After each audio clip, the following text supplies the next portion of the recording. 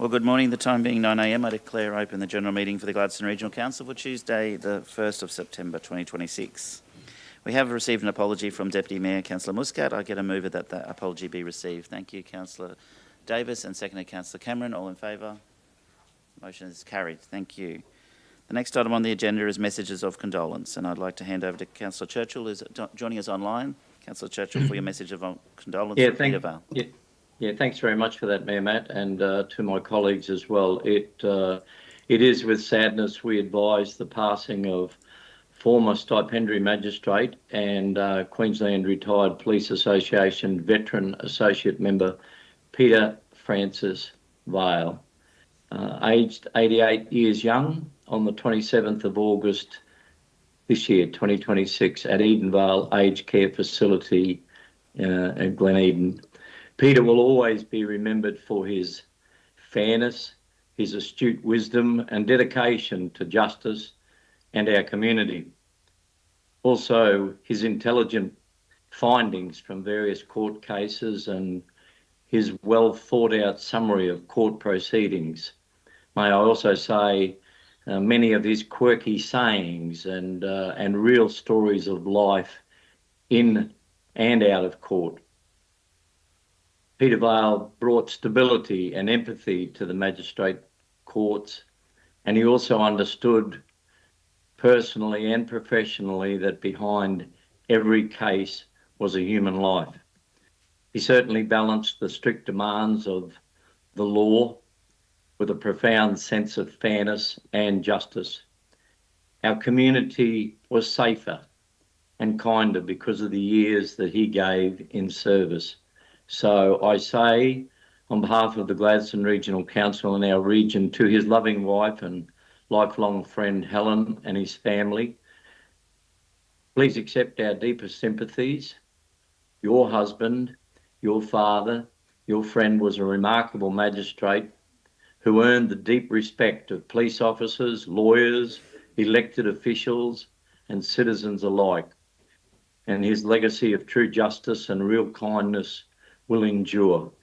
Peter's funeral service, from my information that I have before me, will be at 10:30 a.m.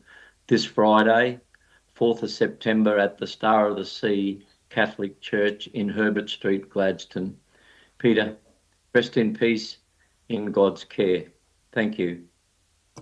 Thank you, Councillor Churchill. Is there any further messages of condolence? Councillor Davis. Thank you, Mr Mayor. I'd just like to say my condolences to the Vale family as well. Helen and Peter I've known for a very long time, and he was a very well-respected magistrate in Gladstone. I always called him Mr Vale out of respect because we were all scared of him back in the day.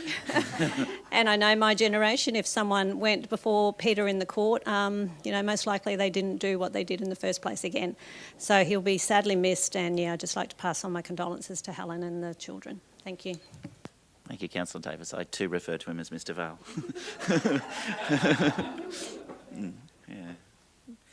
Okay, no further messages of condolence.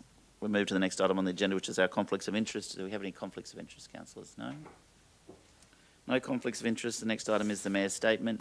And of course, been another busy couple of months in the Gladstone region. But the good news, on the 5th to the 8th of August, while hosting the Developing Northern Australia Conference in Alice Springs, it was announced that Gladstone will host this conference next year in August. So thank you to Councillor Churchill, who's been attending many years, and Councillor McClintock, who attended this year as well, and all the officers that have been involved to make sure that we secure that conference for Gladstone. It's very good for our local economy, and it is also very good to highlight to the federal and state politicians that Gladstone is in the northern part of Australia, only just, but we make it, and that's very important when it comes time to funding. On the 15th of August, we had the 100-year celebration of the Many Peaks to Barrymoon Railway Line. They're, of course, celebrating at the Many Peaks Hotel and in the area as well, and congratulations to former Councillor Desley O'Grady and all the team for organising that event. On the 16th of August was the Gladstone Ports Corporation's Port to Park, another huge event in the Gladstone region, raising funds for local community groups as well. And on the 16th of August, the Bits Saints opened their official new change rooms there in Boyne Island. And then on the 29th of August, Women's Health and Wellbeing Expo was held by Queensland Women's Health Centre. Coming up in the Gladstone region on Saturday, the 5th of September, is the Gladstone Barbecue Festival, happening from 10 a.m. to 9 p.m. at Dennis Park in Boyne Island. And the 5th of September, the same day, we have the Combined Services Touch Football Carnival happening at Harvey Road from 2 p.m. at the Touch Football Fields. On the 12th of September is the First Five Forever Agnes Water Fun Day at the Agnes Water Library from 9:30 to 12 p.m. And on the 12th as well, we have the Youth Council event, the free community screening of The Plastic Country from 5:30 to 7:30 p.m. at Central Queensland University. But of course, most importantly, we have the Gladstone Multicultural Festival from 10 a.m. to 4 p.m. at the Gladstone Marina Parklands, which is also Father's Day. So happy Father's Day to all the dads in the Gladstone region for Sunday the 6th of September. Councillors, the next item on the agenda is the confirmation of the minutes. G2.1, the general meeting for the 4th of August. Mover, please. Thank you, Councillor Holzheimer. Councillor Patrick, all in favour? Those minutes be accepted. True and correct. Move to deputations. We have no deputations this morning, so we'll move directly to our officers' report. G4.1, the operational plan 2025-2026 quarter 4 performance report, and I'll hand over to the Manager of Strategy and Improvement, Kim Markson, joined also by Jackie Rose, Business Improvement Specialist. Thank you. Kim. Thank you, Mr Mayor. Good morning, councillors, and good morning, community. As you mentioned, I'm joined by Jackie Rose, who is our Business Improvement Specialist, and she led one of the programs of work of this year's operational plan. This report presents the 4th and final quarterly update on Council's 2025-26 operational plan. The key result is that we did achieve 100% of the deliverables set out in the plan. It's important to be clear, though, about what that means. It means the projects, systems, frameworks and pieces of work that we committed to deliver during the year were completed. So we did 100% of the things we said we would. It doesn't necessarily mean that every project is now fully mature or every new way of working is fully embedded. Therefore, it doesn't mean that every intended benefit is being experienced by our community yet. Our outcomes assessment is that approximately 80% of the intended benefits have been realised. The remaining benefits will come as the new systems and practices are adopted consistently, refined through use, and become part of the way that we work every day. And that's when people will really start to feel the difference. There are some important achievements reflected in the report. The 3-year strategic planning scheme amendment priorities were completed in quarter 3, and that work has now given us a really clear and shareable roadmap for the next phase of planning scheme amendments. The Improving Customer Experience program was also delivered, progressing work across 6 areas designed to make council more accountable, better planned and more customer focused. The benefits of this work have included clearer leadership expectations and improved visibility of organisational performance, a more consistent evidence-based approach to planning council services, improved online services that we can show are making it easier for customers to find information and complete tasks in ways that suit them, greater consistency in how maintenance work is planned and managed, a new approach and technology solution to support our capital project delivery, and a practical business continuity framework that has already been tested to assess emerging risks in the last year. And data shows early signs that these changes are producing real value. The report is also open about some work that remains, which includes increasing the amount of planned maintenance work compared with reactive work, training and embedding the new capital project management system, completing asset and service plans and translating them into service delivery so they're not just plans on a shelf, launching the leaders dashboard and embedding the new performance framework, completing business continuity planning across critical services, and continuing to improve council's online and self-service options. So the remaining 20% is not an indication that the agreed work was incomplete. It reflects the time required for completed work to become embedded and to produce its intended lasting results. The initiatives were delivered within the approved operational plan budget of just over $875,000. Actual expenditure was 85% of the budget. Some costs were lower than we had anticipated. Some activities were delivered through normal business as usual operations, and some expenditure was deferred as priorities and organisational capacity were balanced. The unspent amount remained in council's operational budget and was available to support other service delivery requirements. So the recommendation before council is to endorse the quarter 4 performance report and close out the 2025-26 operational plan. And I invite any questions. Thank you. Questions to the manager, please. Councillor McClintock. I'll get into it. Good morning. How are we? Thank you very much. There is definitely a lot of work that's gone in behind this plan, and you can see a lot of those moving parts happening there. I was curious of a few things, just to clarify. There was one area left to implement the Tech One system, or the business something you called it, model something. Is that area, it was said it was set to do in July? Yeah, Recently we're past that. Is that happened? Is that now fully happening? Yes. So all teams are now in the centralised maintenance management system, and now that piece of work is about embedding that as the business as usual. But all teams are in there now.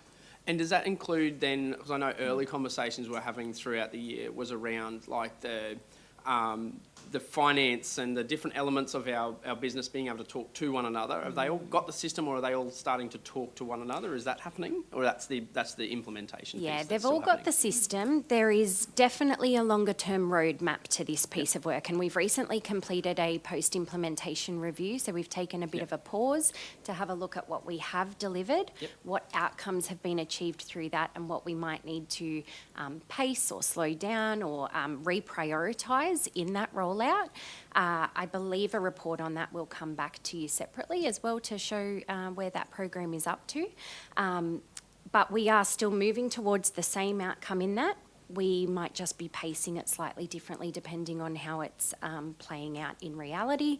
But the intent is still for all of those systems to talk to each other and for it all to be integrated into one. Brilliant. And I mean, I won't make you commit to a timeline, but is that like months, years? What are we roughly thinking around that? I would like to say months. This is it's a rolling piece of work, so we're not stopping anything, we're not pausing anything. It's just rolling and continuing until it is an embedded way of how we work. So turning on new pieces of the technology, bringing new teams into it, and it's all just about pacing and getting that right. Yeah.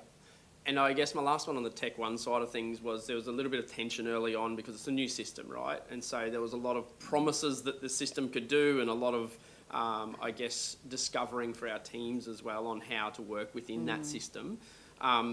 Those who have been on it for longer, how has that journey been? Is it doing the things we want it to do? Is it still, we're pretty confident that it's going to deliver on what we were told it would? Yeah, the system can absolutely do all the things that we have said it can do.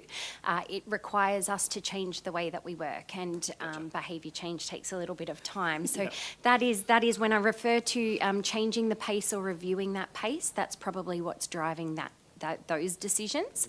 But as I say, still committed to the outcome. We know the system can deliver it. We're hearing our people on the ground who have been using it for a bit longer can speak to the benefits that are coming from it. But it is that behaviour change piece, and we've got to be changing the way that we work at the same time. Brilliant. My wife's still trying to get me to pick up my socks after 15 years, so behaviour change is a struggle for me too. The cost to serve modelling, that's a really, really cool piece that we were looking at around how do we actually use data to drive our decision making and service planning and all those sorts of pieces. Is that something that we have some kind of experience doing, or does that require the full implementation before we can really use that effectively? Where are we at on that journey of actually using that as a practical tool for us in the boardroom? Probably a combination. So that requires the Tech One system to be working the way that we need it to. It requires a bit more of maturity in the service planning pieces of work that we're doing, our workforce planning piece that's this year. So still working towards getting that. It's probably not at a point of it's informing decisions just yet. Yeah.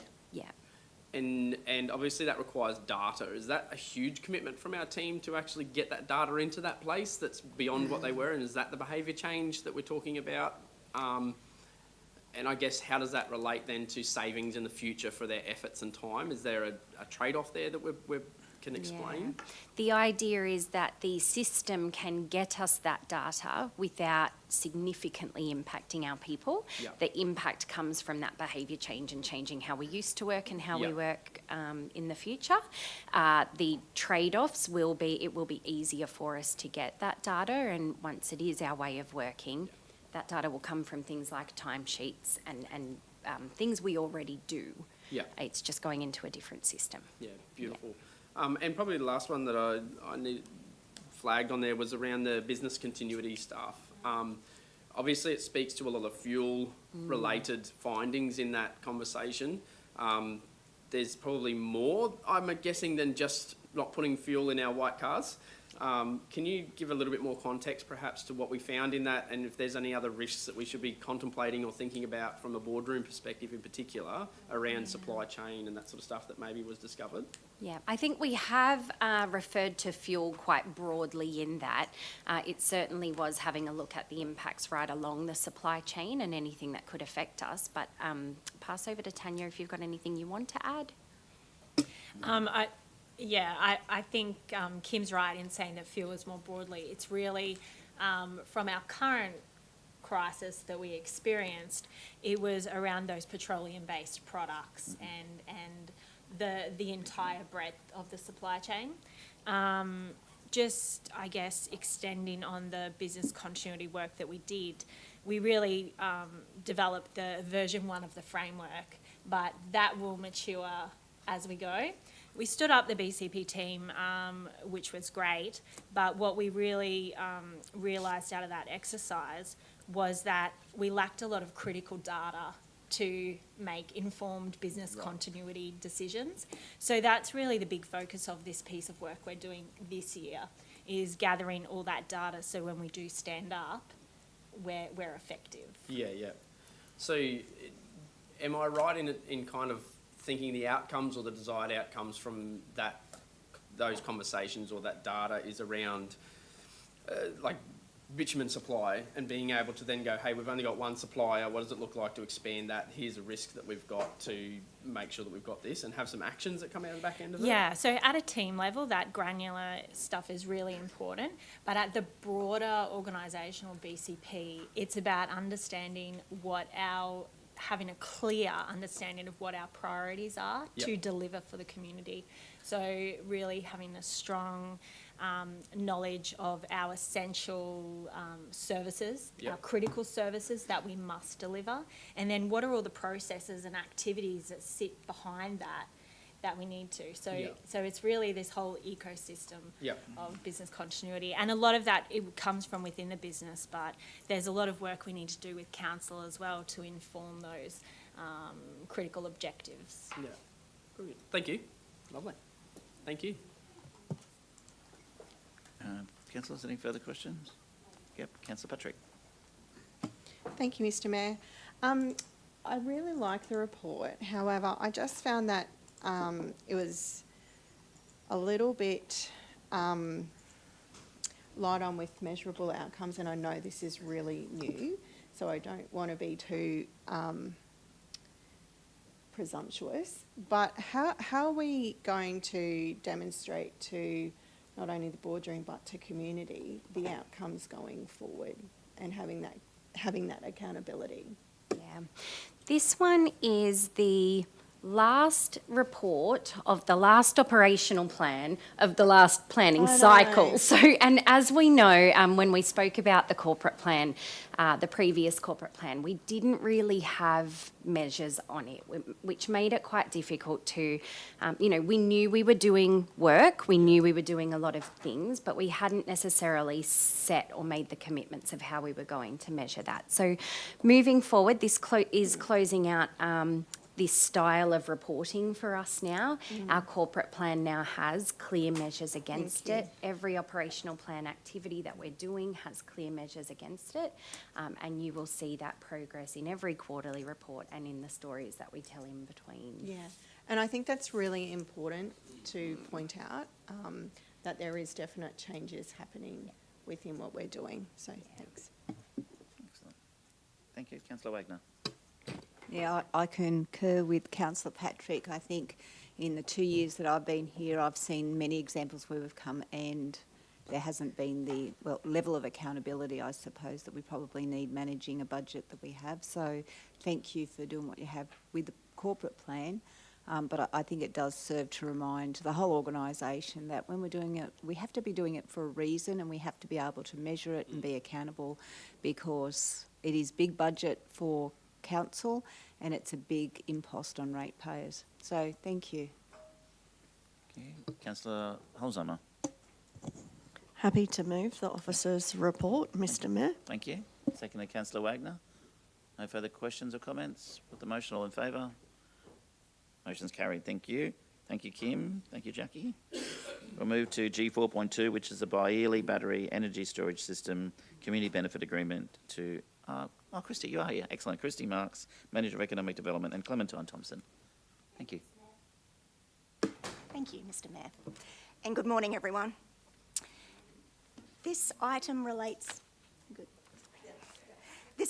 to Council's consideration of a community benefit agreement for the proposed Bi-yearly Battery Energy Storage System project, and has been prepared by our Principal Industry Specialist, Clementine Thompson, who's here today with me, and available to assist with any technical questions.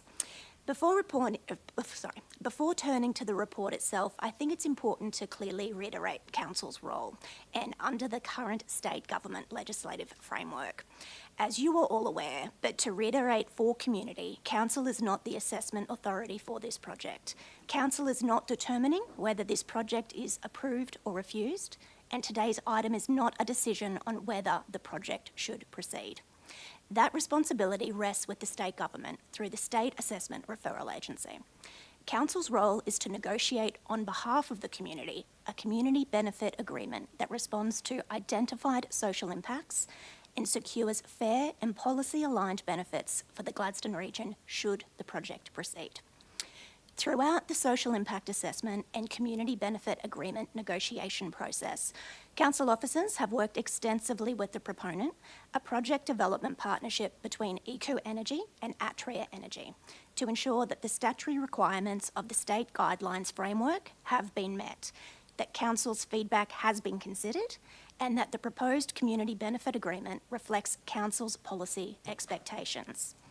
The report before Council outlines the work and the outcomes achieved through the negotiation process. Having regard to the information before Council, officers are satisfied that the proposed agreement aligns with Council's renewable energy community benefits sharing policy. It achieves the intended outcomes of that policy and exceeds Council's minimum policy expectations in a number of areas. The recommendation is for Council to authorise the CEO to finalise and execute this community benefit agreement, and Clementine and I are available to respond to any questions from councillors today. Thank you, Christy. I have a few. Councillor Wagner, Churchill, McClintock and Holzheimer. Sorry. Yeah, thank you for that. And look, when I read your report, thank you very much. And I see that we've gone beyond and really tried to get this into a suitable format, I suppose. The only thing is, there's some words in it which suggest to me that deep down, we're still probably not as happy as we can be. And these are those. So I just want clarification, because when I'm reading the report, I can see what the recommendation is, but the words broadly align with the state government expectations. So can you just tease that one out a bit, please? Absolutely. So the Queensland Government's state guidelines around social impact assessments is quite loose and quite broad, yes. So when we were looking at the social impact assessment, the mitigation plan that is associated with that, it meets the criteria. Broadly.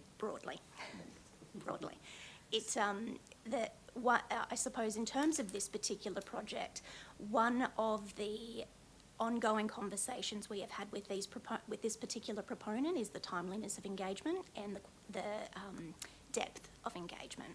And a lot of the engagement was done over 12 months ago, but more recently there was, in early August, another round of engagement, which made us certainly feel more comfortable in terms of that timeliness of engagement and ensuring that, particularly given the landscape around renewable energy projects has changed quite significantly over the last 12 months.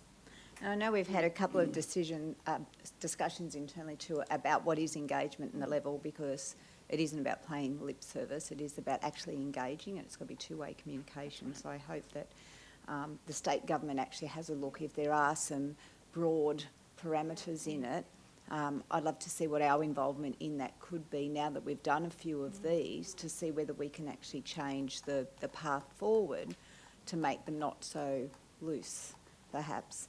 I also saw the words "no organised community opposition." What is that exactly? Coordinated, for want of a better term, councillor. So think An action action groups. Yes. And would that affect our consideration, do you think? If there was an organised group as opposed to individuals, or a group of individuals that all have their own say? No, I don't think so. I think what we are seeing is, for some projects, there are organised groups that are actively petitioning against those projects. So I think it's worth that we call it out, but I don't think it would necessarily determine us having a different view. I just hate to see that if people as a group rally together, that get more, I suppose, recognition than a group of individuals who all have their own bent, I suppose, or want to have a say on that too. Of course. We're assessing a CBA though. Correct. Yeah, so organised opposition would be more to the state than Correct. us. Yeah. Organised opposition doesn't impact a CBA. No. It shouldn't be. So probably, maybe we need to look at how we report on that. Like if we shouldn't be, if that's not something that we should be considering, then perhaps that shouldn't be in there. And that would be it. But thank you very much for the report. Thank you, Thank Councillor you, Wagner. councillor. Councillor Churchill. Thanks, Mayor Matt. Thanks, colleagues. Councillor Wagner has highlighted a couple of key points. I mean, effectively, what Councillor Wagner's indicating, it meets the state government specifications. And I know you're right, Mayor Matt. You clearly indicated that we're discussing the policy relevant to community benefit agreement. I understand that wholeheartedly, but it might meet the state specifications, but does it meet the Gladstone Regional Council specifications, and more so our community? But anyway, I know nobody's got the answer for that today. The other part of it is community engagement in relation to these types of projects. What's the footprint area for them to do that community engagement? And this is definitely work in progress. And look, through our officers, thank you. It's a good report. I'm in support of the officer's recommendation, but I also wanted to make a clear point here, is that many residents and ratepayers that I speak to say there is a right place and there are wrong places in our region for these battery energy storage systems and renewables. From my opinion, at least this one is in the right place. And the other part that I note from the proponents is that it's not only the community benefit agreement, but they've also gone outside the parameters of that to have a direct benefit agreement to our not-for-profit and charitable organisations. So I suppose that's a positive. But I'm happy to support the officer's recommendation. But I'm happy and prepared to listen to my other colleagues as well. Thank you. Thank you, councillor. Thank you, Councillor Churchill. Councillor McClintock. Thank you, Mr Mayor. Probably just to follow on from Councillor Wagner's comment there, I think it is important when we're talking about community engagement that there is a community engagement piece that speaks to what are the desired benefits that community want versus do you want this project, and making sure that there are two very different delineated roles of questioning there, that someone who may be very opposed to renewables may have an opinion on how those benefits should be shared, but someone who loves the renewable project and wants to see it get up still may not like the way that it's actually being, the benefits are being realised at the other end. So I probably had a question just off the back of what was being commented there is, do we give direction or any type of guidance to the types of questions that happen in these community engagement conversations, or do we kind of leave it up to them to just ask, do you like the project or not? So when we first start undertaking this process with proponents, we have what's called a social impact assessment scoping meeting. So during that meeting with council officers, we absolutely give our opinions of who they should be engaging with industry organisations Yep. and broader community groups. Certainly reiterate council's expectations in terms of close vicinity of neighbours being Yep. communicated with. And certainly in terms of our council's key themes of coming out of our economic transition roadmap, some of those areas that we want to see those community benefit funds go towards, whether it's Yeah. local content, health services, local and rural fire brigades. It depends on the project and depends Yeah. on the impact, and it depends on the area, depending on how that conversation plays out. But we absolutely do give recommendations and guidance to those proponents. Yeah. Are we scriptive of these are the questions you must ask? No, we're not to that level of detail. Would there be any value? I'm not sure I know the answer to that question, but in some sort of high-level question or categories of question that we would like them, so that we can compare apples with apples. When someone goes out for community engagement, they didn't go out and say, do you like trees? And everyone came back as positive. Yeah, we had positive engagement. What sort of, I guess, visibility or confidence do we have in that level of information that we're getting back? Given that we don't want to be doing the community engagement because it's not our project. They should be. Absolutely. But we need to make sure we're getting the right information back as well. And I think through our reviews of the social impact assessment, and that they are lengthy documents, and Clementine has done a great job with this one, unpacking it in terms of, what are some of the narratives that come through from community members. There's appendices that sit within this SIA that absolutely, while it doesn't say this was the question asked and this was the answer, key themes are absolutely developed out of that social impact assessment for us to review by. I don't think there would be a huge amount of value of having a scripted set of questions that we would give proponents, because, to your point, it's not our job to do their community engagement on their behalf. That is their job to do. Yeah. No, that's okay. And I probably one of the other points I wanted to point out, which you reiterated our role in this, but I think it's also important to point out the timeline of this.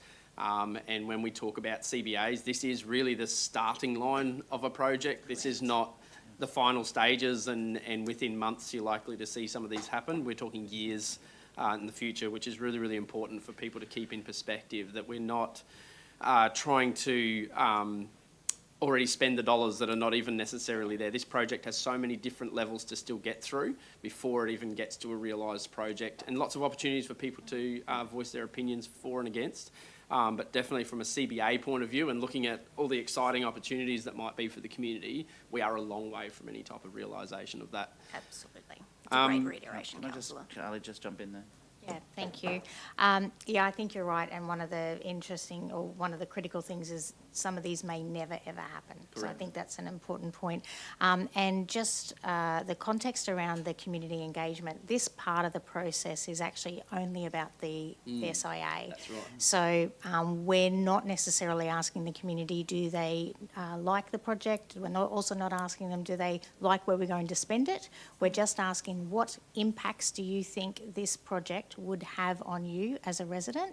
And it is one part of the SIA. So the proponent needs to ensure that they have done a full assessment on all of the impacts of their project and what those impacts would be. That then gets presented to council, and then we negotiate together what the community benefit agreement should look like to minimise or mitigate those impacts. So other further community engagement would come later, and we can certainly influence and share with proponents, but at this part, we're just wanting to know what they think the impacts of their project would be if it were to go ahead. To be clear, we're not asking community, they are. Yes, we're asking them to tell us. And I guess that was where my question Yeah. was around making sure that they understand that and that they're not asking them about whether the project is good, but they're asking these They relevant can ask questions. that themselves Yeah, at the same 100%. time if they want, but that's... And then my only other last point, thank you, Carly, was around we're now, this is number four. The policy has been sort of tested and tried and tested, I guess, along that journey. And how has that been? Is there anything that we need to be flagging, or where that's not working or needs further clarification on how we can implement that? Because the dream is, obviously, the policy does a lot of the lifting on that regular BAU, and that we would only be having these conversations on something that didn't fit our policy. But we wanted to test that water, I guess, early on. Where are we up to with that? So given we are now definitely 3, potentially 4 CBAs through the process, I would absolutely say the policy is meeting its intended outcomes.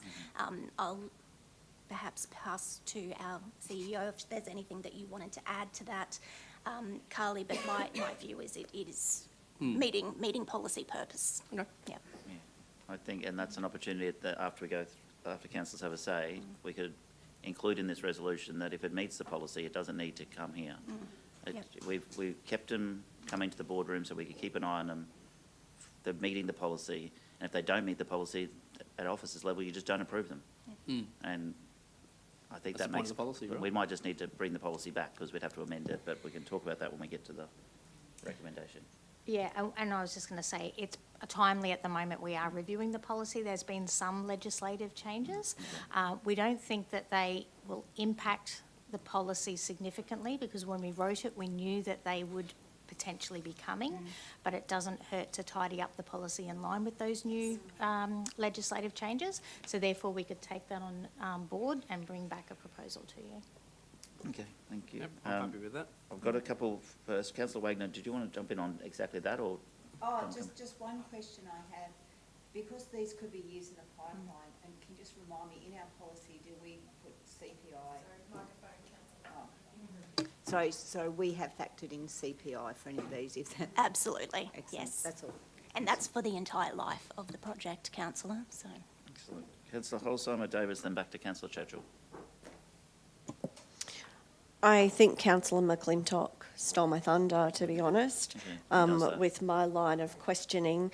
My only thing is if it comes back with the reviewed policy and the potential not to come to the boardroom, to be really clear on the visibility for community as well, so they can see where we're engaging at with this process as well, if they're curious, because I still believe that community has curiosity about how this impacts them and where it's at, but I think that's just around our role in it. It's not everybody else's, but to actually make that visible for them as well. So that would be something I would like considered. Yeah. Can Thanks. I tag in on that? Do we have a development services map that we activated where you can actually see all the different projects? Does that have a really clear link for people to actually do that CBA visibility there? The map does show the projects, so you Yeah. can see these are the renewable energy projects that are proposed in the region or have already been or already active. Yep. We do also publish the links to the CBA, so the community Yep. benefit agreements as well. I can explore the possibility of when you look at that map, perhaps including a link to the CBA from Absolutely. that map. Yeah, I was Yes. just, from what Councillor Holstein was saying, I think Yes. that's probably the best connection piece where we can send people to the same spot and they Yes. can see where a project's up to. They can have access to all the information relevant to that one project in their backyard. The map does include links to the project's website, so Yep. where the proponent has a website that is active for the project. When you click on the pop-up, when you're looking at that project, you can then visit the website and that will take you straight Yep. there. But yes, we could look at linking it think it's a to great idea. a published CBA, where Yeah. a CBA has been Maybe just a executed. clear, I guess when I looked at it last time, that map, it showed you it was being considered by the state, or it's at a DA approval, or it's at a pre-approvement. It kind of has that stages, but maybe some really clear way there for it to see, well, the CBA has been done on this or it hasn't been done on this maybe. I don't know how that's a great how you idea. figure out that. Easy fix. Yeah. But I think that's the one spot that would make sense to me to be sending people for that sort of information in a really clear way, but Thank you. sorry. Thank you. Councillor Davis. Thank you, Mr Mayor. I think, most of my questions have been asked anyway. For me, I just feel like the community engagement on this one, I'd like to see a policy change on that if we are going to be discussing that. I just don't think where this one's situated, I don't think that there's been enough community engagement for people that use that area for the fishing, recreational boaties and that type of stuff. So, that's just a bit of a letdown on this one for me. But that's basically, I suppose, all I wanted to say. Thanks, councillor. Oh, I did have another question, sorry. How does it compare to the other CBAs we've done? Is it like up or down compared? It exceeds our policy. Yeah. I would say it does not go significantly beyond our previous CBAs. We've been quite fortunate with the other CBAs that we have been executed. All of them met or exceeded policy. So I wouldn't say that there's anything to note that makes this particular CBA of greater good than the others. Okay, thank you. Thank you. Councillor Churchill? Thank you, Mayor Matt. Look, I'm happy to move the officer's recommendation. I think that's been some good discussion. And from my perspective, I'd also like to ask a question. Are you foreshadowing at this stage, Mayor Matt? And I'm supportive of your suggestion that if these projects do fulfil all the requirements of our current policy, then they would be dealt with from an operational perspective, or are you just giving us an insight that that's possibly or likely to happen? In order to do that, it would need an amendment to the policy. So what I would be foreshadowing is that we bring the policy back to the boardroom. Okay. To consider any other changes I'm happy to move the officer's recommendation for today's agenda. Yeah. And I'm happy to second, if you're foreshadowing a motion, that we review the policy. But I wanted to ask a specific and an explicit question relevant to the costs that are involved. When I consider, and there's a question looming later on in the agenda, I think on page 19, when we look at our forecast deficit relevant to our budget, even though it's only early stages, there's a great cost that comes in relation to Christie and Clementine and all of our offices internally that's paid for by our ratepayers. So from my perspective, I want to, and I'm sure all my colleagues will want some comfort or satisfaction that all the cost, the time, the effort, blood, sweat and tears, call it whatever you like, when all of our officers are diligently going about and reviewing these particular projects on behalf of the state government, supposedly, to comply with the policy, that our ratepayers don't have to pay for any out-of-pocket expenses that will come as a result of our officers doing what they now require and are now required to by law to assess and bring forward these community benefit agreements. Can I have that today? Is that possible? You can have that because we've had it before. It's covered by the fee that the state government added to the conditions that ensure that the renewable energy proponents pay a fee to council for us to assess them over to Carly, and then we can snippet that and put it on social media so we don't have to ask it again. Yeah. Yes, Councillor Churchill, we do charge a fee that we do genuinely believe is significant enough to cover the costs. After we initially set the pricing structure, we did a review very early on to increase it because we didn't think it was covering the costs. We do now fully cover all the costs. Okay, the reason twofold for the question is thank you for that answer, and that's really, really appreciated. But what happens is our region, as we all know, currently is oversubscribed with all these renewable projects. If they don't come before the boardroom, we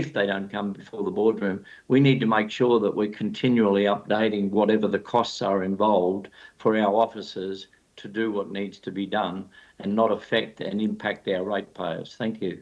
Yeah.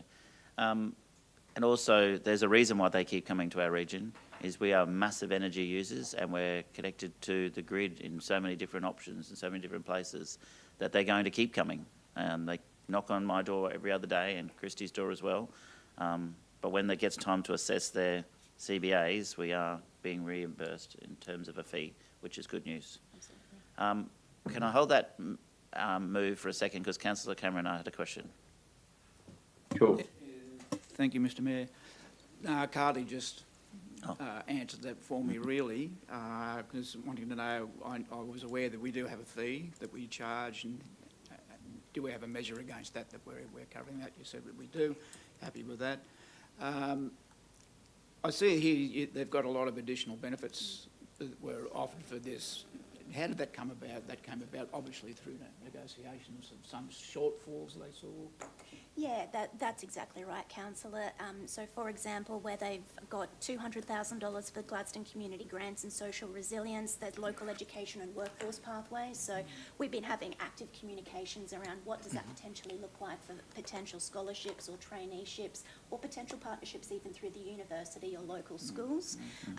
Local procurement and regional collaboration initiatives that they've got there to a value of $50,000, and certainly around that safety, environmental and community confidence piece, which, you know, I gave an example earlier regarding working closely with our rural fire brigade with training and those types of things. So it's not specific in terms of where that money is going to. That is definitely still to be outworked by the proponent alongside community, but I think it gives a really good round, diverse, I suppose, program that the proponent is at. We know that they're actively working on. Now that gives me comfort that these are working, the fact that we can get a result like that. Absolutely. So it is being outworked properly, so, which would move me to think that also I think this can be dealt with at an officer's level into the future. Yeah. Because I think, you know, that result sort of shows to me that it's a working document. Yeah, thank you, councillor. And you do great work with it too, thank you. Yeah. Councillor Patrick. Thank you, Mr Mayor. I agree. If this is the policy, then it should come probably just back to officers to make that decision. However, if we're looking at a review, I just wanted to make a comment about the benefit realisation. Can we have a look at possibly putting in a benefits realisation plan with proponents? Because if the project does go ahead, how is council going to, or do we have the opportunity to make them accountable for the agreement going forward? That's all I would ask. Thanks. Okay. Before I go back to Councillor Churchill being the mover of the motion, I'd just like to, so the $200,000 community benefit, or community grant and social resilience initiative, that's in addition to what the CBA, which is where the local fishing clubs could be, and if they're listening online, the proponents, which I'm sure they are, they would have heard very clearly what Councillor Davis says, and I echo, in considering their close proximity to Calliope River, that $200,000 would be a good opportunity to go towards sporting fishing clubs. Anyway, Councillor Churchill, with the recommendation, are you happy to add a second dot point that the policy be brought back to council for review? No, I'm happy if that's your wishes, Mayor Matt. I see that quite sensible, and thank you for mentioning the fishing club, but it's also the crabbing and there's a few other things as well. So absolutely. But happy to add that in if you see a benefit in streamlining the process of decision making. Thank you. Thank you. And Councillor McClintock, you are the seconder. Are you happy? Thank you. So we've got the officer's recommendation with the second dot point that the policy be brought back to future council meeting for review. Any further questions or comments? Put the motion. All in favour? Motion is carried. Thank you. Thank you, councillors. Thank you, Christy, and thank you, Clementine. We will move to G4.3, which is infrastructure charges rebate request, DA 9/2020, nature-based tourism, 15 sites at 2741 Roundhill Road, Agnes Water. Hand over to the General Manager of Customer Experience, Kimberly Wilson, and welcome Helen Robertson to the table. Thank you, sir. Morning, thank you. Councillors, this item relates to a request for a 50% rebate on infrastructure charges associated with a nature-based tourism development, as Mr Mayor mentioned, at Roundhill Road, Agnes Water. The original infrastructure charge was $44,500, was issued in September 2020, and the applicant is now seeking a rebate of $22,250 under Council's infrastructure charges rebate scheme policy. Officers have assessed the request against the policy and found that it does not meet all of the required criteria, which is normally the case with these ones, as it is located outside the priority infrastructure area. In addition, there have been ongoing compliance issues associated with the approval, including the original unlawful operation of the use, and there remain some minor outstanding condition compliance that are still being resolved. The officer's recommendation is therefore to refuse the rebate request aligned with Council's policy, and we open for questions. Thank you. Councillor Wagner. Yeah, no, thank you. This one is an interesting one because, I mean, it does comply in some other areas. So I'll be really keen to hear what my colleagues ask too. What's the implications of this development not being located in the priority infrastructure area? When the policy was created, it was about giving incentives to development that was approved in the right location. So generally it's about the correct zone for that particular type of use. So it was about attracting certain types of uses in certain places. Under the policy, this use type was not excluded. Tourist type uses probably weren't as popular as they are now. And the fact that it's outside of the pier generally means that there's an infrastructure impost that hasn't already been catered for in our priority infrastructure planning. And so as we move forward, given that our planning scheme's now a little bit older, is this area now considered one that may be looked at for this type of development in the future or not, do you think? The use type is fine in the zone, but it's about, we're not looking to change the priority infrastructure area, but whether that is a trigger in the policy is something that we are looking at. Okay, excellent. And the rebate as well, the policy, does it specifically say it has to be 50%? It's a maximum of, isn't it? Yes. A maximum of. Okay, so, and what precedents exist currently for a similar? You do? Where we have approved it? We have had two in the past, but there was, to memory, no notable compliance issues with any of Correct. those, which is the difference for this one primarily. Are there similar ones that we've denied? We've brought two forward in my time here and both have been approved. Yep. Okay, so we've got precedents. It looks like it's in an area that could be developed, but we're still recommending that we don't go ahead. Because that aligns with the policy. Yeah, it's not about whether the development should be approved or not. That's a separate process. This is about should an infrastructure charge rebate be applied because it's the right development in the right place. And the difference with this one is also that it was non-compliant at the start. Councillor Wagner, if I could just add, from a policy perspective, this is very much based on individual development applications and their merits. Officers can't do anything but recommend that the policy be applied. And due to its individual nature, I don't believe that it necessarily sets a precedent from what we've done in the past, if that helps. Yes, so there's still a couple of outstanding matters with this one as well? They are fairly minor. They are. Is that of a concern, given that, I mean, the report does say that we have asked and things weren't done? Should that be a concern for us? Like, I mean, my fear is, I don't know these people or whatever, but I'm not sure whether we should reward that type of behaviour. And this is just me thinking aloud, and I'm probably, this one's a bit of a curly one. So I'm keen to hear what everyone else is going to ask. Thank you. Thank you, Councillor Holzheimer. I don't know if it's so much a question, Michelle. I definitely understand what you are getting at as well. I think it's a little bit cheeky. If you have outstanding actions that you need to complete, to then ask us to actually provide the 50% rebate. If they had done all of the things, ticked all of the boxes, then for me, I would be like, yeah, sure, that makes sense. But right now I'm leaning towards, like, there's some things that you need to do before we can even make this decision. Yeah.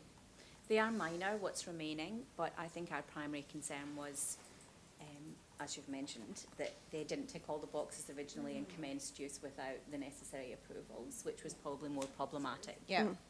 So what would it look like then if we were to hold off this decision or to make sure that they were fully compliant before the rebate was actually considered? Is that an option? We could apply that in the recommendation. The rebate consideration really should occur before the operation of this facility. The operation of the facility had occurred already, So it was a compliance issue from the start. So the longer we take to make this decision, the longer they've got to not pay. So that's the trade-off. Yeah. And the other examples of when we've approved this, they have actually ticked all the boxes and followed what we have asked them to do as well. So that actually, for me, that incentivises me wanting to support a bit more than somebody who is not, doing the right thing. It's just my thoughts at this stage. Councillor McClintock? Yeah.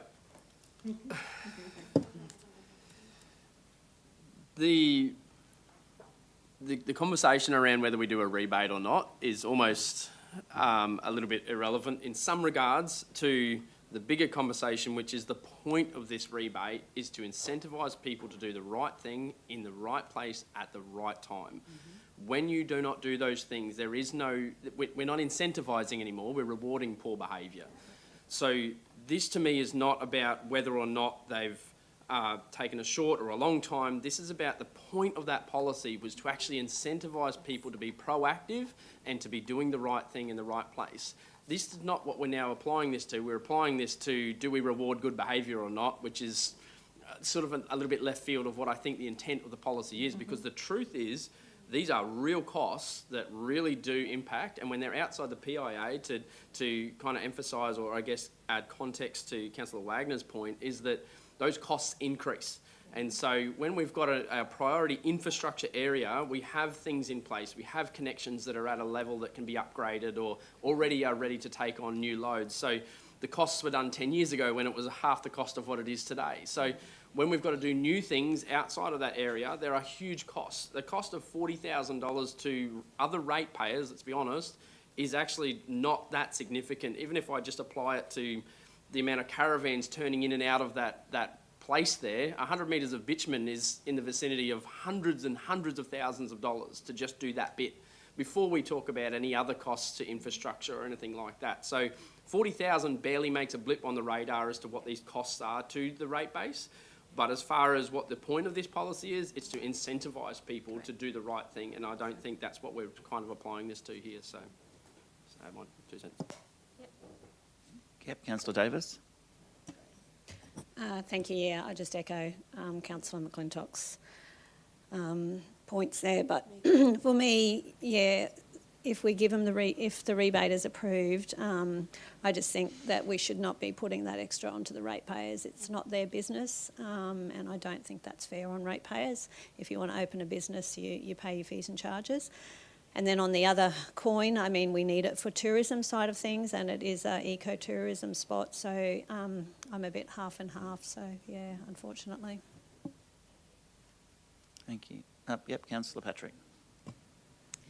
Thank you. I probably sentiments with Councillor McClintock too.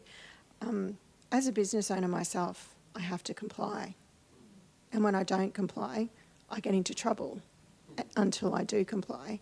And with this, I just feel like we're actually, as you said, rewarding not ideal behaviour and what the policy was meant to do. So that's probably where I'm sitting. I do also acknowledge Councillor David's sentiments about tourism, but if you're prepared to have a business, then you need to be prepared to be compliant, and from the start. Thanks. Thank you. Any further questions? Councillor Cameron? Yeah, I'm a bit more sympathetic toward this sort of thing, more along the lines of supporting business. This goes back to, I think it's 2018, these compliance issues started up, and this is how the whole thing evolved, wasn't it? It wasn't a compliant business, so it's got to be brought up to speed, and clearly they would have had to spend a lot of money to get it there. As far as trunk infrastructure impact is concerned, what would be, because aren't they self-care for sewage and things? It doesn't have a connection to council sewer. Yeah. But the infrastructure charges policy calculates the rate. So this isn't a question about whether the rate is wrong or not. That is the rate applied for this use type in that zone. So the rebate is not about testing whether or not the charge is correct. That's a different process. Yeah, well, I wasn't really driving at that. I mean, just there is no impact on that particular infrastructure. On sewer? Yeah. No. But there would be on roads. Oh, yes, and other- I get all that, Yes, I get all yes, that. yeah. I just, yes, look, they've been non-compliant, they haven't exactly done the right thing. But it is tourism, and that's what it's all about in that area, and I'm more sympathetic, and I would lean more towards looking at giving him the rebate, personally. Because I think the impact on the ratepayer is minimal. But I get where everybody else is coming from. I'm just more sympathetic to businesses trying to keep a head above water and, keep the business running. Okay. Thank you. Any further comments or questions, councillors? Councillor Holzheimer. This is a tricky one as well. I'm still not 100% sure where I'm going for my vote. Okay.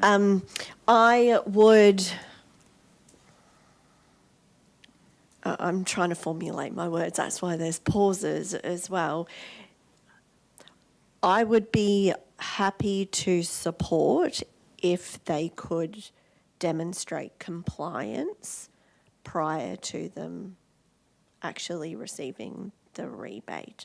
That would probably be how I could go on the journey to demonstrate goodwill from them. Outworking that would just be a little bit of a challenge, because the longer they delay with the compliance, the longer they're requested to pay, the longer they get to pay, which is kind of then in their interest not to fully comply, because then the invoice wouldn't be due. Like, it's a difficult one to outwork operationally, which is why the policy outlines a yes or a This no. request has been in for a very long time, and we've been working with them for a long time. Yeah, this has been very long Looks like conversation. years. Does it look like they will come up to compliance? I know that you probably don't want to say that in an open forum.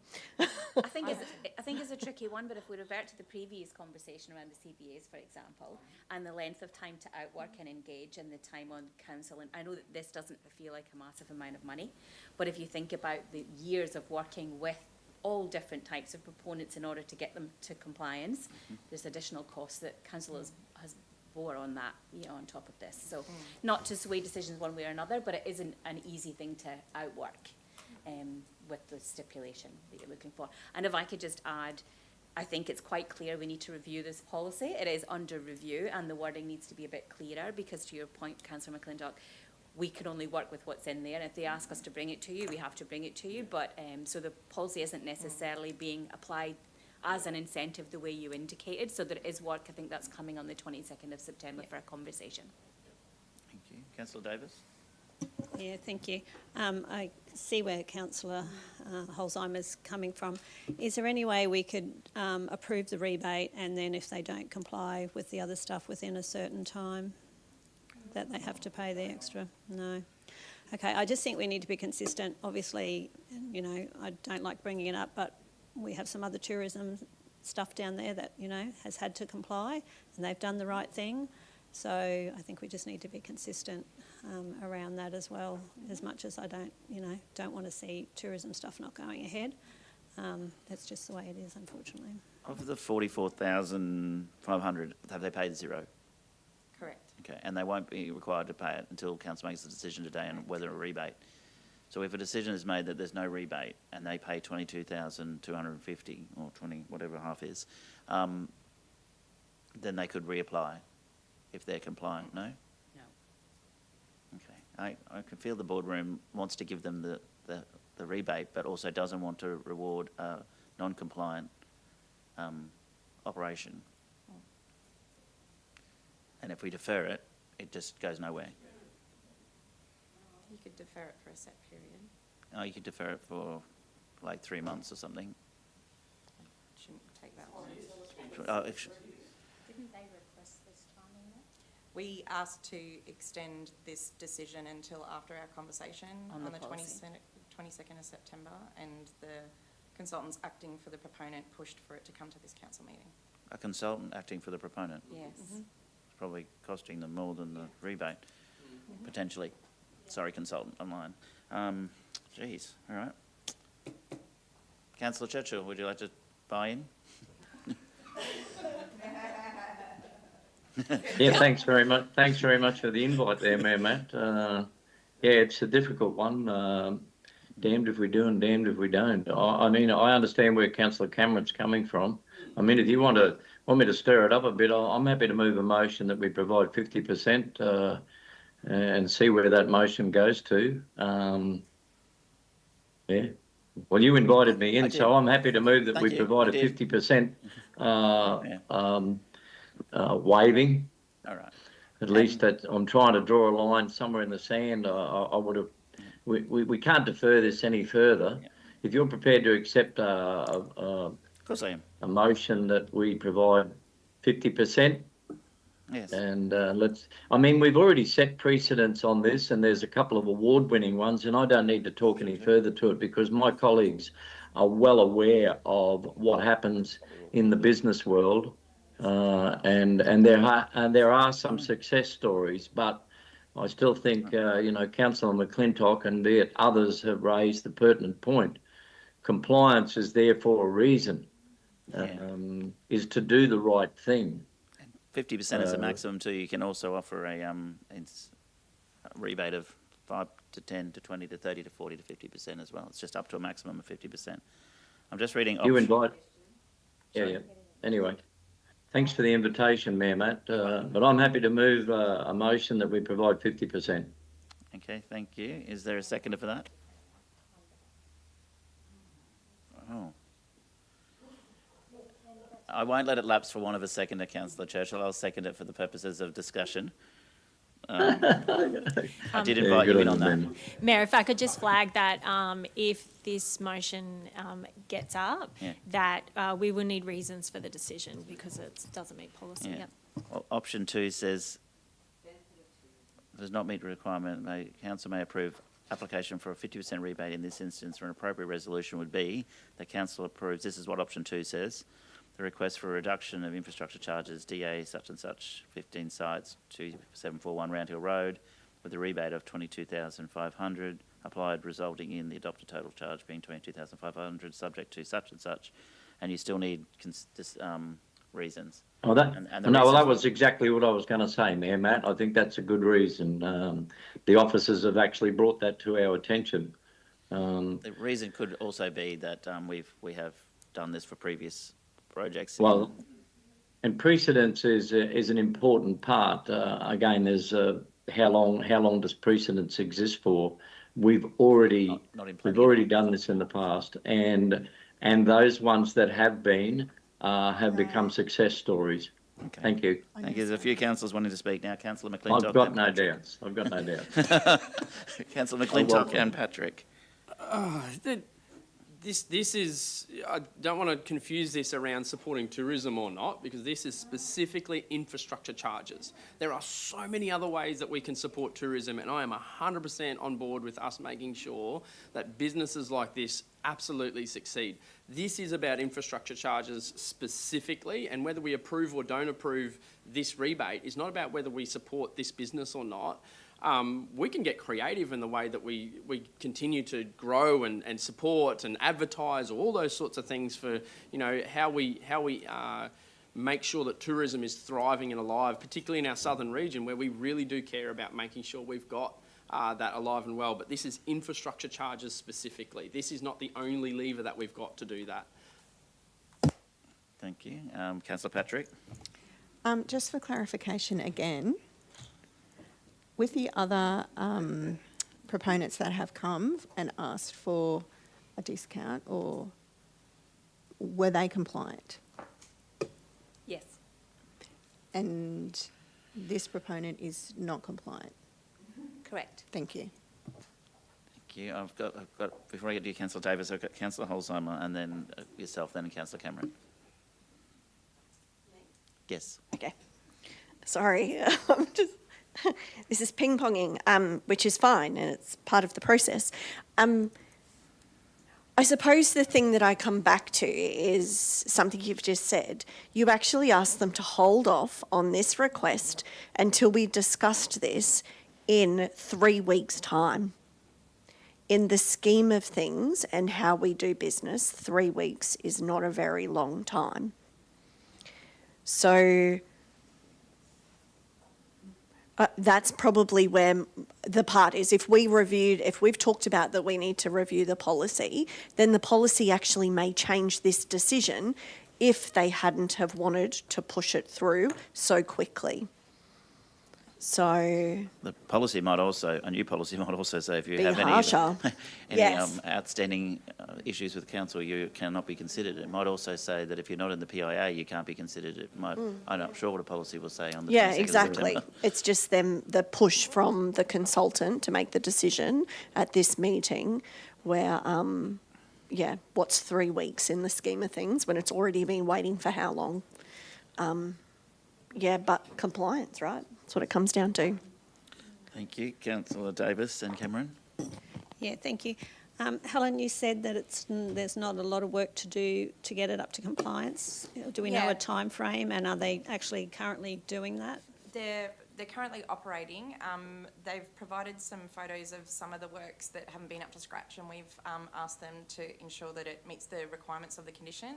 So it's a couple of conditions. It's not really a big deal, but it's something that, they need to do. And it's about the firefighting coupling and the signage around the requirements of that provision of water. So quick fixes, or, They should be. they should be, yes. There should They be? should have been, yeah. Okay, so Yeah. we could still defer for a few weeks to get that up to compliance? That's council's discretion, yeah. Okay, thank you. Okay, we've got Councillor Cameron, then Councillor Churchill and Councillor Patrick. Oh, round we Yeah, go. a little bit. This situation is not new. A lot of these started as non-compliance, and that's where infrastructure has to be upgraded or extra put in to become compliant. So this situation is not new. So I do believe that they need to be 100% compliant and signed off before we give them the consideration of the infrastructure. I can see Mr. Churchill up there.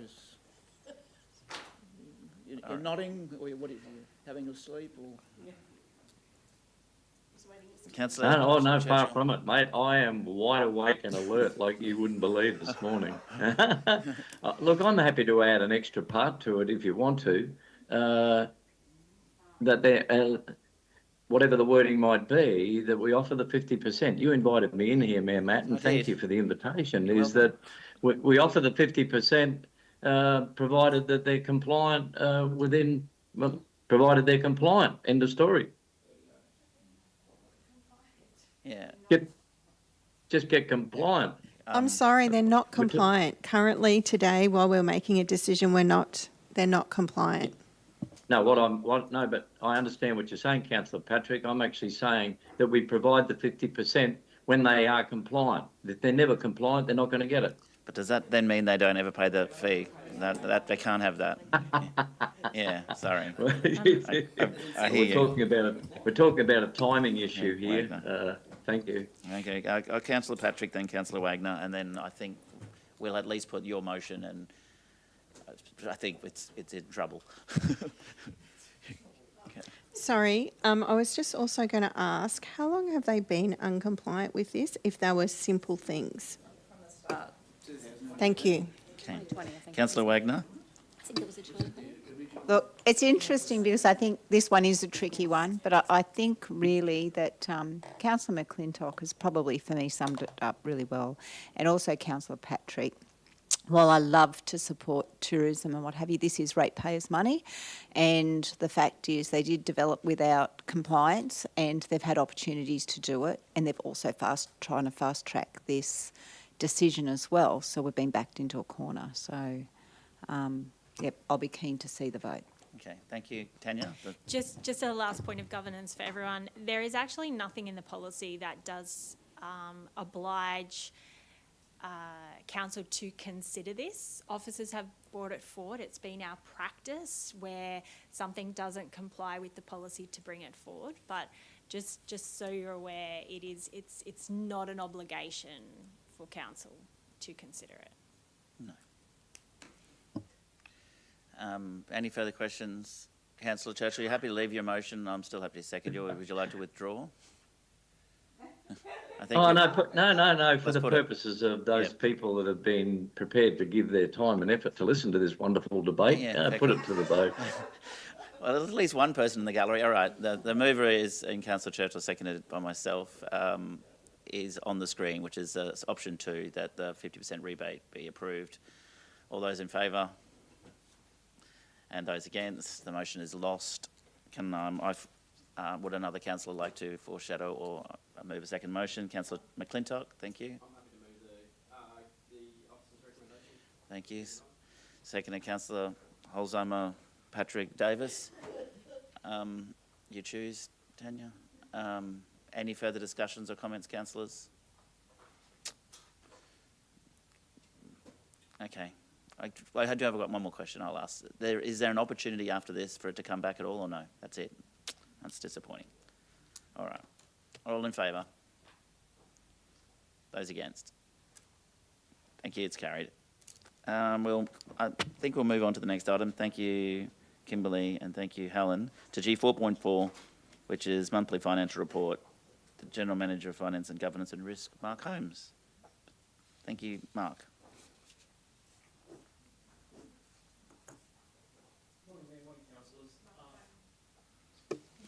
Sorry, Rachel. This item is your monthly financial statements for the 31st of July and the 1st of the 26-27 financial year. So hence, we're very much in the infancy of that financial year. That's why you probably do see some figures that are probably a little bit, reckon in there, because it is so early on. We've got some results that are anomalies, particularly in the revenue side, because essentially we've only got, just over 1% of our revenue shown. So our rates generation process will essentially has occurred, and notices will be issued in September. So they'll come through, and that'll be reflected in future reports. That's why you do have that operating deficit there of 17.9 million. So that's the primary reason for that. Overall, everything is largely in line. Other than that, particularly with the expenses. We do have, again, some anomalies because of accruals that have occurred. That is, we recognised the cost last year, and we're just waiting for those invoices to come in, particularly in the legal space. With respect to our capital works, so we've got our capital works forecast at just under 143 million, which is in line with your adopted budget, and year to date we've spent 7.4 million with respect to that. Happy to take any questions with respect to the report, but it certainly is very early on. Thank you. Councillor Wagner, then Churchill. Yeah, no, thank you. Another great report. Thank you very much. We are looking at a very challenging year, I can say, and with a very minute surplus that I know won't remain a surplus. Can you just foresee any, I've seen the report, but in the report, is there anything that is of concern at this stage? I know it's early in the year, and I know all those, it'll all balance out and what have you, but what should we be on, what's on the radar? Look, some of those, the revenue factors, we're low, but I do expect them to come back into line. Probably your biggest risk factor there is your financial assistance grant, whether that gets prepaid in alignment. But essentially, we did receive 80% of that up front in the previous financial year. With respect to controllable expenses, I think our employee expenses is probably an area where we're very conservative. I think with our budget, we adopted a vacancy rate that is extremely low. We are above that at the moment, so that's a positive in terms of where we're sitting in that space.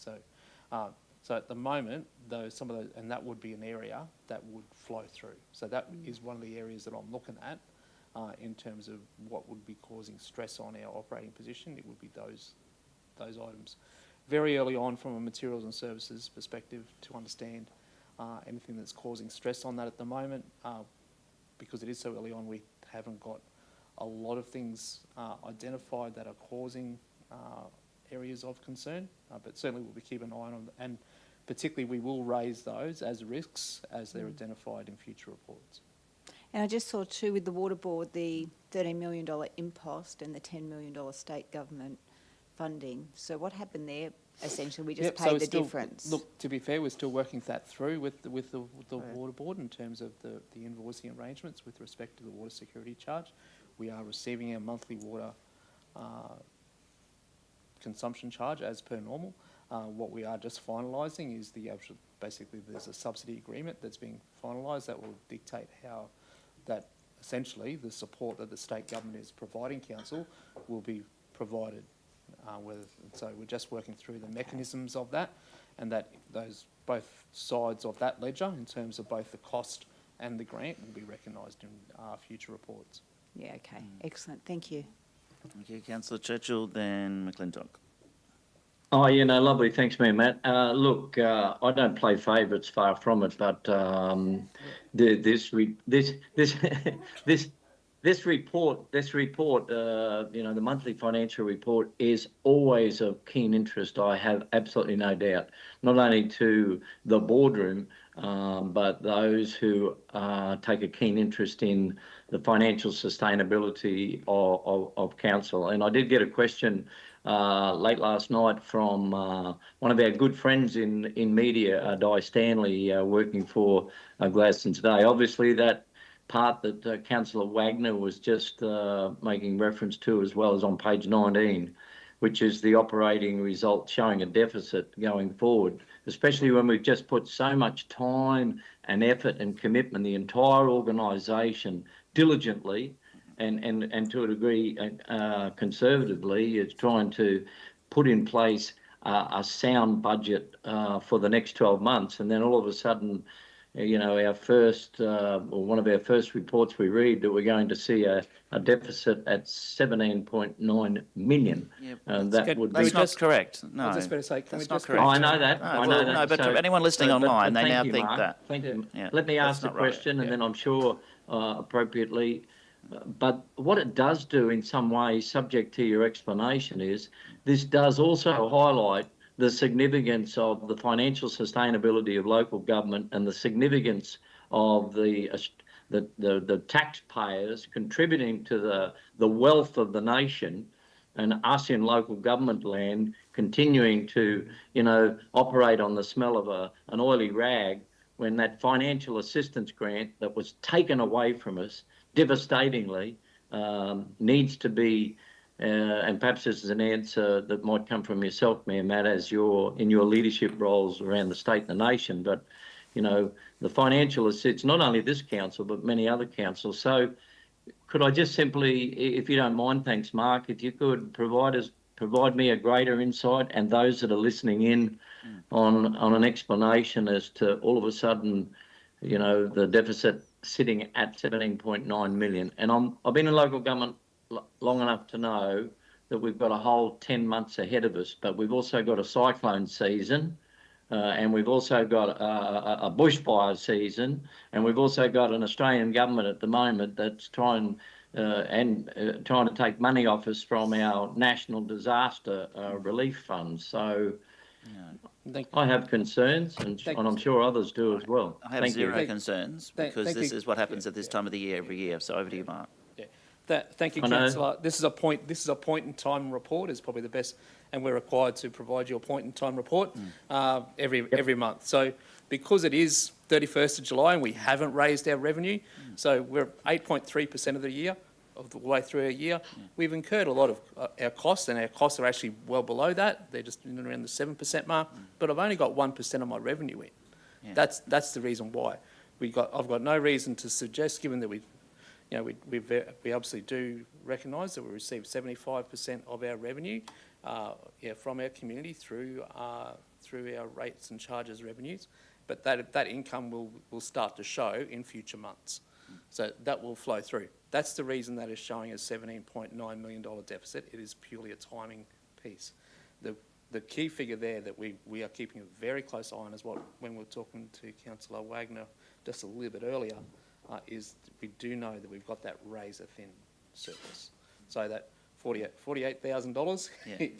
in a $290 million budget. We are keeping a very keen eye on that, and that's what we're doing. So we will make sure that we raise to you and identify risks on a monthly basis with that will be impacting that. Yeah. I might let the Mayor talk to some of those broader advocacy pieces with respect to FA grants. financial assistance grants and disaster funding.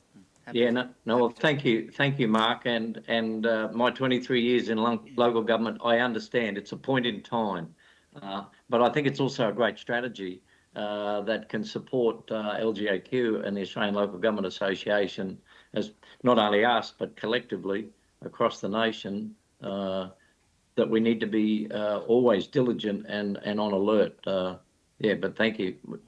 I'll wait Mayor Matt's response. Yes, well, it is a point in time, and I'm, as I said, not concerned at all. And I know 23 years in council for yourself, Councillor Churchill, I'd be surprised if you were concerned at this time of the year either. But in terms of the FA grants, they need to increase. They're gone to 0.049% now of Commonwealth taxation. They used to be 1%. We won't give up the fight for the 1% at the National General Assembly in June this year. We've got 1,100 delegates of councillors, CEOs and officers, deputy mayors across the nation, or unanimously supported a motion signed by every state and territory president to increase our financial assistance grants back to 1%. We haven't secured that yet, but we'll keep banging that drum. Any increase in financial assistance grants is a win for council, and not just a win if it goes by CPI from the year before. It actually needs to be a growth tax in terms of a percentage of Commonwealth taxation. To ask for 1% of your taxes that go to Canberra to come back to local government is really not a big request. To leave them with 99% to do whatever they want to do with it for Centrelink, for defence and for whatever else they use it on, 1% should come back to local councils, local communities, and we'll keep that fight going. Disaster recovery is a whole other problem which we are fighting the federal government on, and that fight is probably the correct word. But I'm in regular contact with both Prime Minister and Minister McBain and others. And Queensland will be the most impacted state because we're the most disaster-prone state in the nation. So we won't give up that argument, and I can tell you that I believe they're listening on the disaster recovery funding particularly. There is still the financial sustainability inquiry happening right now for FA grants. That recommendation will be brought down by the end of the year, so we're looking forward to seeing what that says, but it will absolutely say, based on my conversations with every state and territory president and as national president, that the majority of councils in the country are unsustainable, and so they'll have to look at some kind of increase to financial assistance grants. And I don't mind saying that they've made it very clear that they don't want to give Brisbane, Sydney and Melbourne more money. I believe that we're highly likely to give more funds to the regional rural councils. I personally believe that every community, regardless of whether you're a capital city or not, should receive more funding from the feds. Support for the regional rural councils to make them more sustainable is obviously very important as well because they don't have that own source revenue. So we'll keep the fight going and we'll see what happens at the end of the year. But I'm with Councillor Wagner on the very small surplus of the $48,000. We're keeping an eye on that, but I'm not at all concerned about an operating deficit at the moment.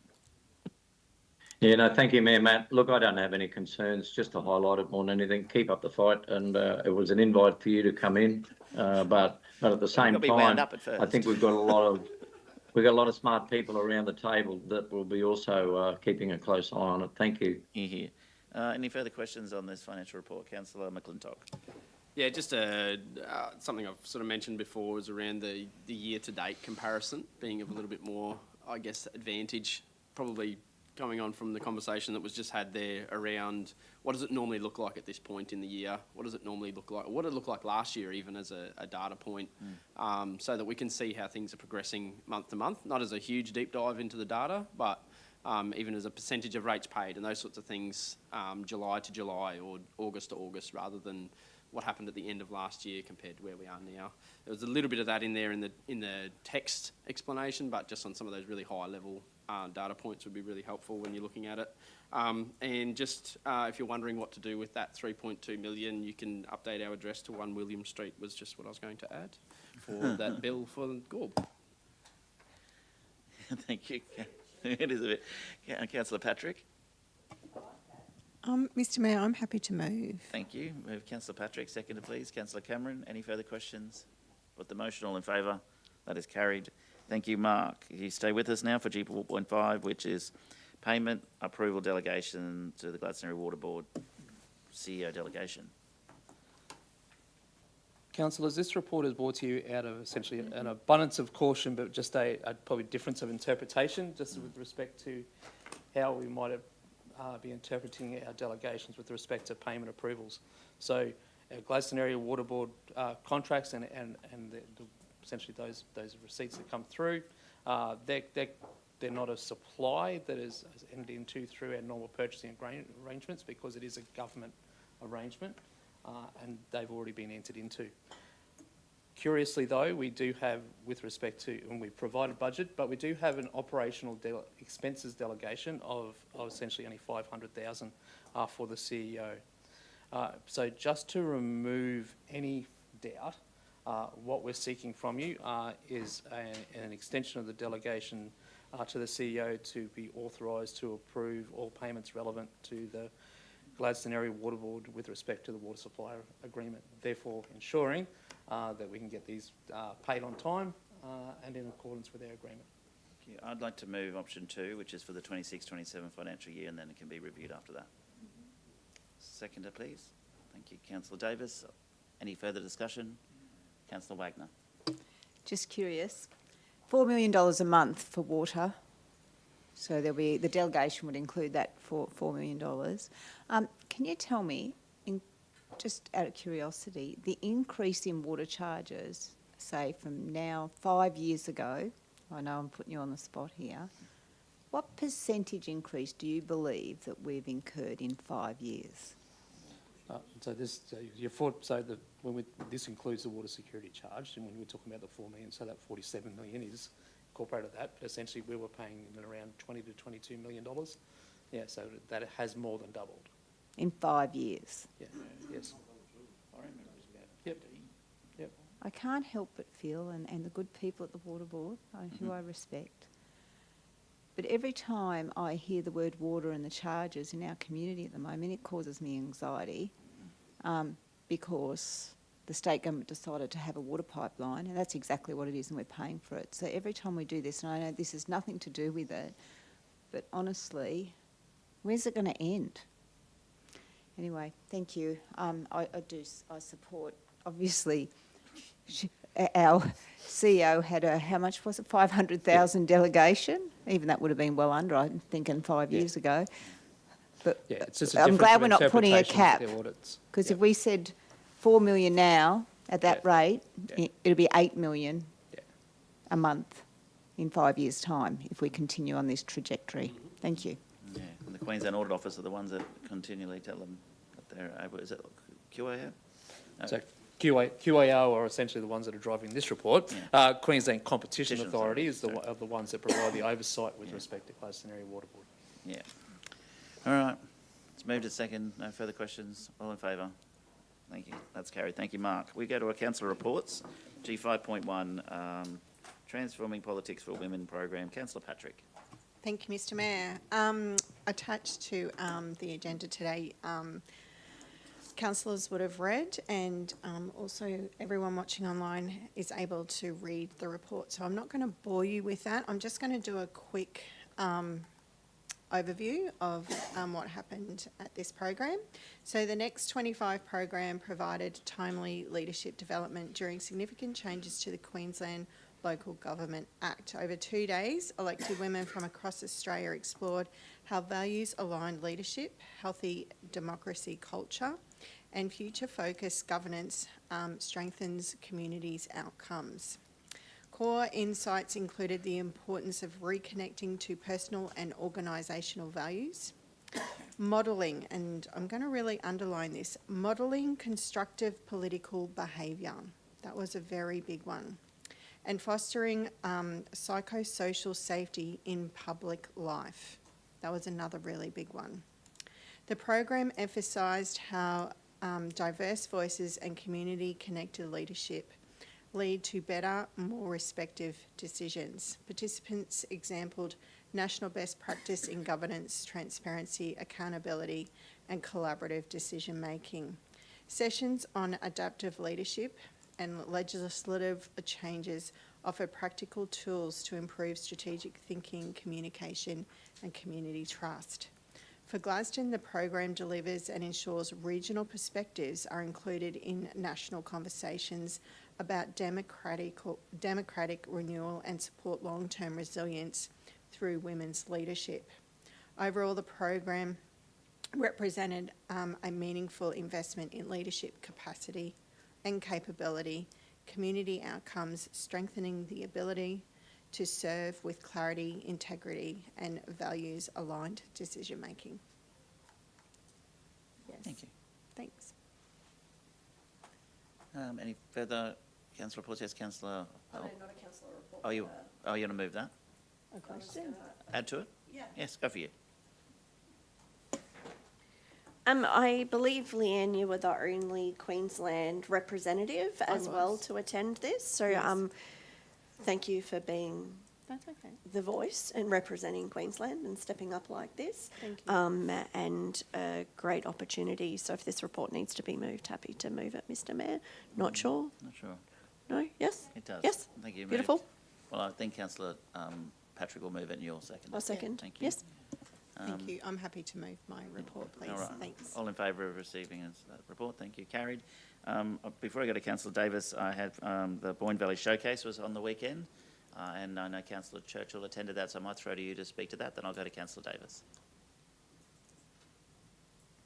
Oh, thanks, Mayor Matt. It was just a highlight for the long weekend. It's the annual Boyne Valley Showcase, and congratulations to all those involved, especially the volunteers who contribute quite significantly to organising, be it the Friday, all Saturday and Sunday. So, look, it's a big team effort, and again, the showcase has been, I think this is probably its fifth or sixth year. And I know many, if not all, of my colleagues around the table have been out there over the various years supporting. And I know it's a competitive aspect around the region because there's a lot happening, but I do know that our colleagues at the council table are very supportive, and our officers as well. So, in brief, well done, congratulations, and thanks to the not only the Boyne Valley Shed group, and the list goes on rather than explicitly saying one particular group. I think everybody gets involved, and look forward to next year's event, and I'm sure that Gladstone Regional Council will continue to support that major event for our region. Thank you. Thank you. Councillor Davis. Thank you, Mr. Mayor.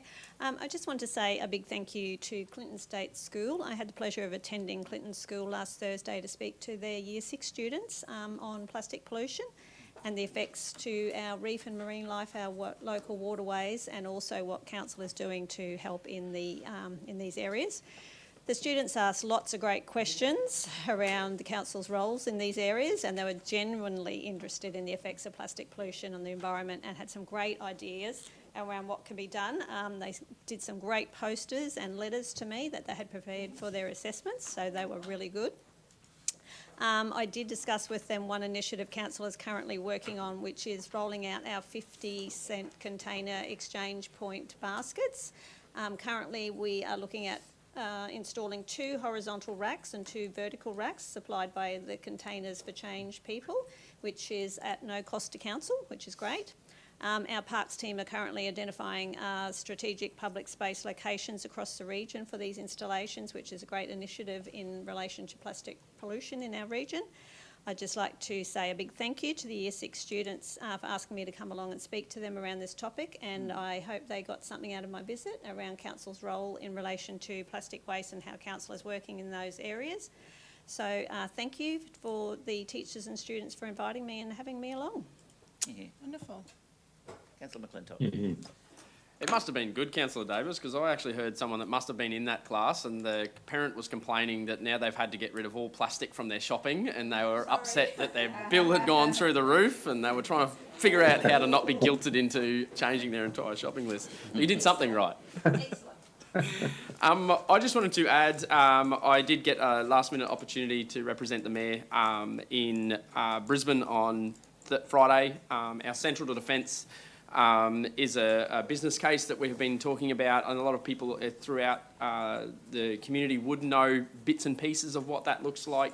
I know we've spoken briefly with our industry and business sector around what exactly the Central to Defence piece of work really means, and I guess beyond just having boots on ground, it's really about supplying manufacturing to defence. It's about logistics. It's about having all of these supporting infrastructure that also go alongside of the natural great assets that we have within the CQ region from Livingston, Rocky and Gladstone as well. So Friday we did get the opportunity to present to the Deputy Premier around what that business case found, the end result. They did sponsor that business case, so really, really big appreciation for the state government for their support behind getting that business case off the ground. And that conversation really did land us in a place where the state government wasn't just impressed by the findings, but they were genuinely impressed by the collaboration between the three different locations, and to the comment of this is the only piece of work in the entire state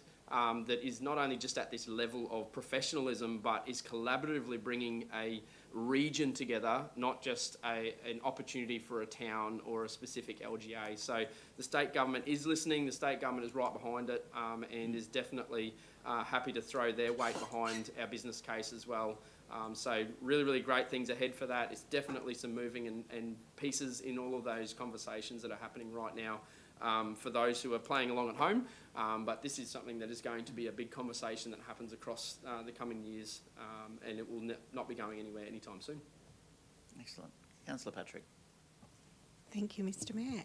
Thank you, Simon. It would be remiss of me, I do have another little report, for me not to mention the Golding Showcase Youth Awards that occurred on Friday night.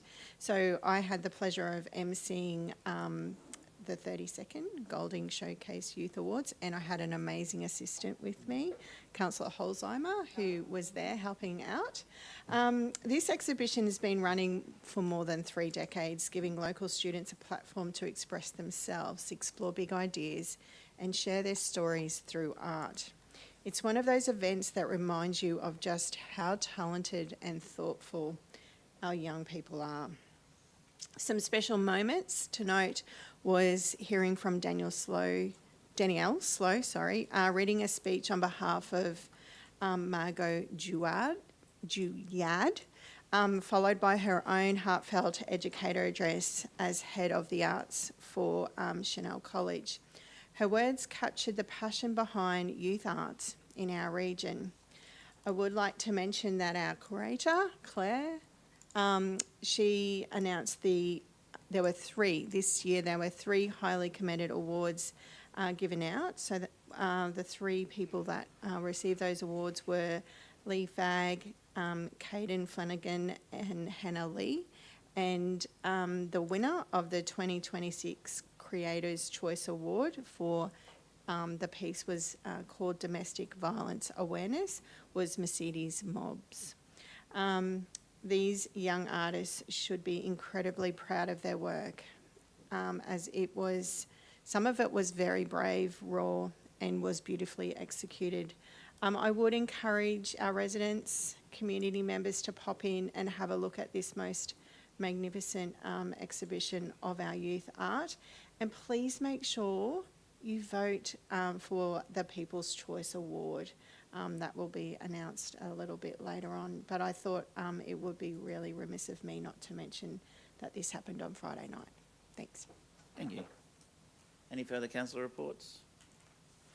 No further councillor reports. There's no urgent business, no notices of motion, no confidential items. Declare the meeting closed at 10:43. Thank you.